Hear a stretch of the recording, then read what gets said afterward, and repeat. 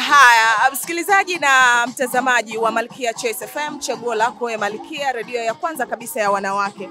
Niko na waheshimiwa mabinti ambao bado ni vijana kweli kweli. Sasa kupitia sisi wanawake tunapaza sauti za wanawake, na kila sauti ya mwanamke pale kwetu tunaithamini sana. Lakini kwa sasa tuko na slogan yetu. Unatakiwa kushiriki, usiwe mtazamaji. Ukisikia kwa haraka haraka unaelewa kitu gani? Kutakiwa kushiriki usiwe mtazamaji ni kwenda front line, kushiriki jambo lolote, liwe la kiuchumi, liwe la kisiasa, liwe la kijamii. Hiyo ndo dhana nzima ya kushiriki. Kushiriki maana yake you have to be part and parcel ya hilo jambo.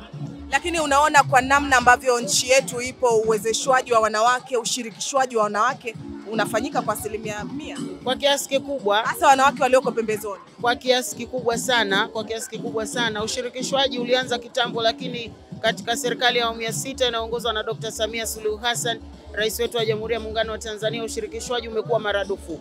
Na kama unavyofahamu, yeye ndo mwanamke kinara tunayemwangalia. Kwa maana Tanzania kwa mara ya kwanza tumepata rais mwanamke. Na 2025 mwaka huu mwezi Oktoba tumesema kama wanawake lazima tuende kumheshimisha Mheshimiwa Rais, kuhakikisha anarudi kwa kishindo Ikulu ili aweze kuendelea kutuongoza. Na ukisema wanawake wa pembezoni, mimi na kuhakikishia wanashirikishwa kwa kiasi kikubwa. Mimi ni mkuu wa wilaya ya Nyang'hwale, ni wilaya ambayo haipo katikati kama ambavyo wilaya nyingine zipo, lakini kama kiongozi, na mimi ndo mwanamke wa kwanza kuongoza wilaya ile, haijawahi kuongozwa na mwanamke, lakini nimeshirikishwa kwa maana Mwenyezi Mungu ameridhia, lakini Dr. Samia Suluhu Hassan akaniteua na nimekwenda pale, na mimi najitahidi kuhakikisha wanawake wanashiriki kwa kiasi kikubwa kwenye shughuli mbalimbali. Na jamii nilioko ni jamii ya Wasukuma, watani zangu. Mara ya mwanzo nilipofika ilikuwa ukifika kwenye mkutano vijijini, mwanamke hainui mdomo. Yaani ukienda wanasema wanaume tu, lakini baadaye unaambia watani zangu Wasukuma wanawake hampo. Wanasema walikuwa watazamaji, wanasema kashasema fulani. Naambia hapana, yapo mambo ambayo mwanamke anatakiwa aseme mwenyewe, na yapo mambo ambayo tunatakiwa tutete kama wanawake. Yapo mambo yanayotuhusu sisi kama wanawake, lazima tuseme. Kwa hiyo sasa hivi ukienda kwenye mikutano, mimi naona fahari sana katika vijiji vyangu 62, kata zangu 15, tarafa zangu 4, lakini vitongoji vyangu 273. Kila ninapokanyaga wanawake wanajitokeza kwa nguvu, lakini wenyewe wanajisikia fahari kuwa na rais wa kwanza mwanamke, na wanakuambia tunafanya kwa sababu tumewezeshwa na tunamwona mwanamke mwenzetu anafanya.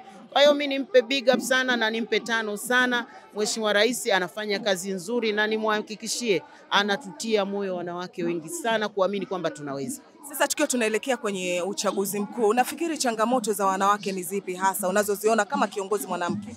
Changamoto hazikosekani. Unajua changamoto si ya mwanamke tu, hata wanaume wana changamoto zao. Labda sisi tuna urahisi wa kusema, au labda tumepewa platform kubwa ya kusema, na ndo hata nyumbani watoto wakiwa wadogo, mtoto wa kiume akilia, hebu jikaze, mtoto wa kiume alia au vipi? Lakini mtoto wa kike unamwambia basi nyamaza, Rehema, usifanye hivyo mwanangu, pole, au kesho nitakuletea jojo. Sasa ni namna tulivolelewa, lakini changamoto ni kwa sote.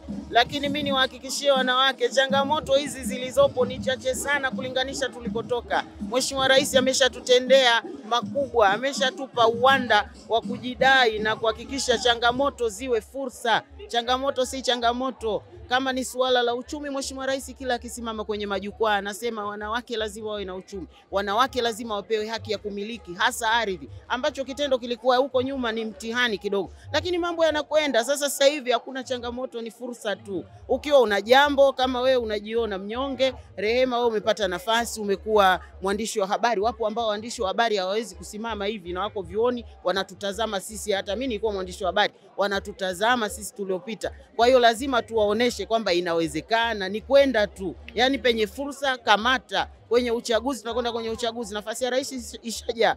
Dr. Samia ndo rais wetu mpaka 2030. Lakini kwenye nafasi za ubunge waende, kwenye majimbo tumehamasishwa sana. Sisi UWT, mimi ni mjumbe wa baraza kuu UWT Taifa. Tuna mwenyekiti bora sana, Mama Mary Pius Chatanda akisaidiwa na Mama Zainabu Shomari. Wanatuhamasisha sana wanawake tukagombe majimbo, wanawake twende tukagombe viti maalum. Tunapoitafuta 50 kwa 50, sio kwamba utapewa tu, lazima uwe imara, na imara ni ili uendelee kuhamasisha na wengine tupate wanawake wengi